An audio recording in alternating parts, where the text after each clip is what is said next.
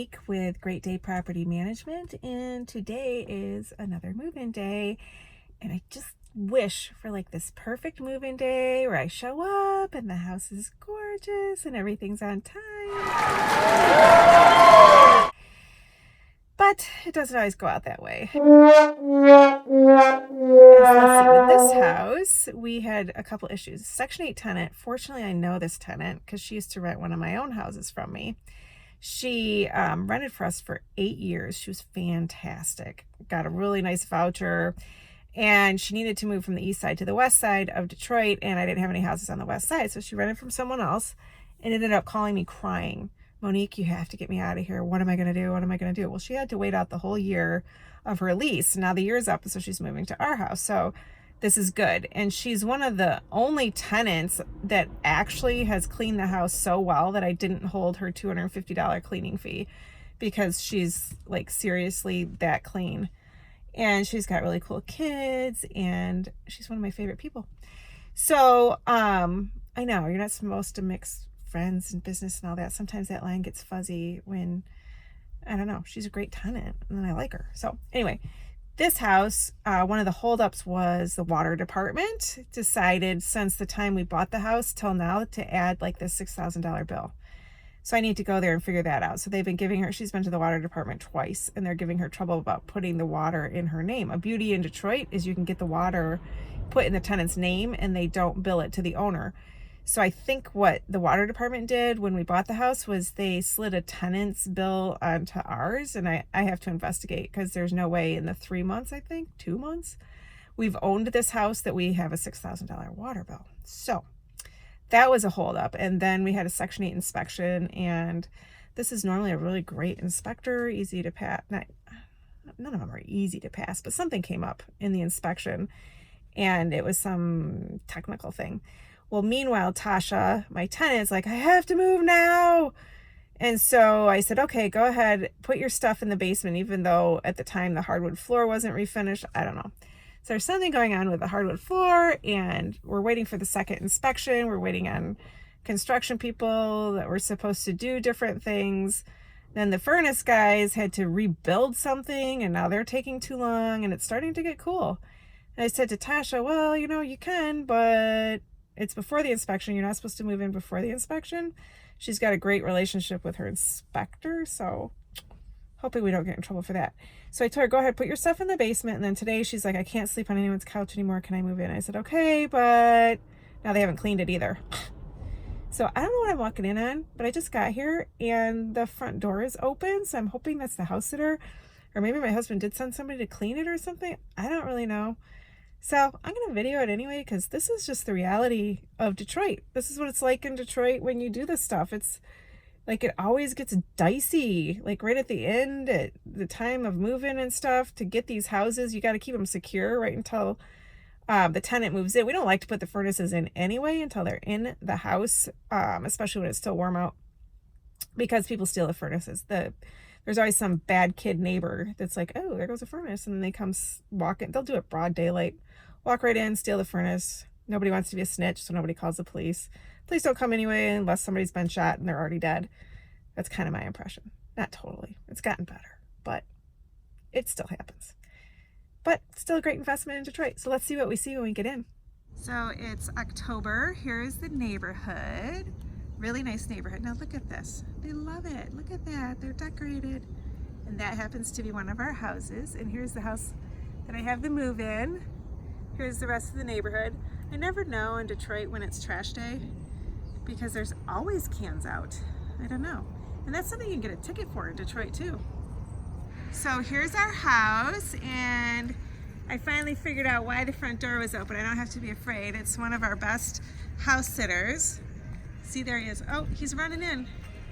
Yeah, there he is. That's our house sitter, getting the house ready because he knew the tenant's coming here. Any minute she's gonna be here. But this is our house. Isn't that nice? All right, so here is the living room. Very happy. The brand new windows, and they did this spackling on the walls. That's strategic. I don't know construction well enough to explain why they do that or not do that. And actually the ceiling's kind of spackled too. We had hardwood And instead of staining it like mocha, that would have looked awesome, we just refinished it because they'll put couches down anyway, and I think that saves money on the whole renovation cost.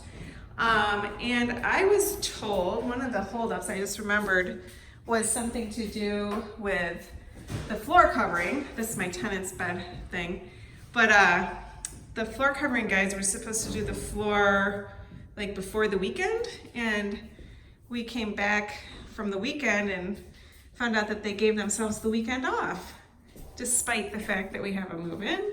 But that kind of stuff happens. Not saying it's right, but it does happen. So anyway, here's the kitchen. I'm looking for a light switch, but I can't find it. Okay. And isn't this floor nice? And when we have house sitters, they'll bring their own refrigerator and stuff, and our house sitter has been cleaning up. So it's looking and smelling fantastic in here. So I'm gonna keep walking through. Here's the bathroom. Oh geez, the lid's up. It's a pet peeve of mine. Put it down. I'm just doing a real life showing of a house when I walk in. Real time, there it is. So this is the typical color tile that you get in Detroit. You get one of these colors. My husband can name them all, it's funny when he does. But it's all in good shape, so we leave it like that. So let's go to a bedroom. The bedrooms we're supposed to have been carpeted, so I don't know what my tenant's gonna do here. But I don't know. So she's gonna have to like live in the living room until they carpet it. So here we are, another bedroom back here. Looks like the house sitter was staying in here probably. So let's see. This goes outside. Sometimes they have these doors and tenants make sure never to put their kids back here. Okay, so I can't get it open. I'm not gonna try. I don't know what's going on there. And then let's go upstairs because I think if I remember this house from before, this is one of the best things about this house is the upstairs.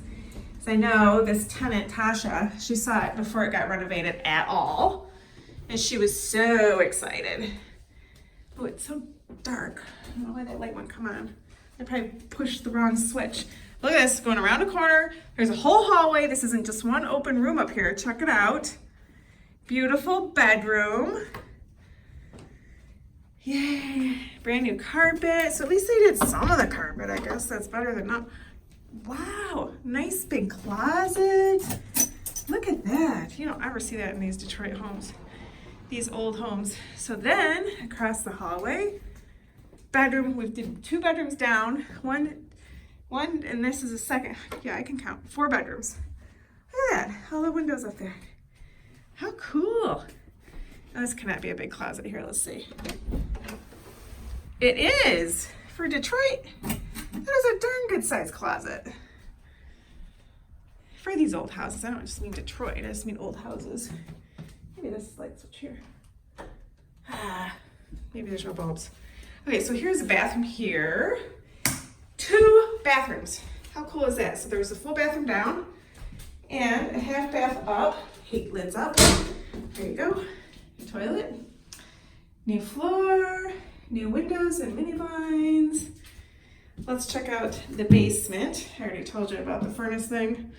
Let's see how that's looking. All right, so we're gonna go down the basement. There's one of our steel doors. Yes, and we have one of those security doors, which people appreciate that. Let's go down as I leave it unlocked because you can tell I grew up in the country. I find locks to be quite a nuisance. So yeah, my tenant has moved in. I feel badly. She's got to move twice now. You know, she puts all her stuff down here and now she's got to do it again. Oh. Yeah, so brand new hot water heater. We're going to get a new furnace. We do have the glass block. That's a good thing to have. So just a typical basement. Oh good, here's a storage room in here. I can't open it, but you can imagine. So that is our house.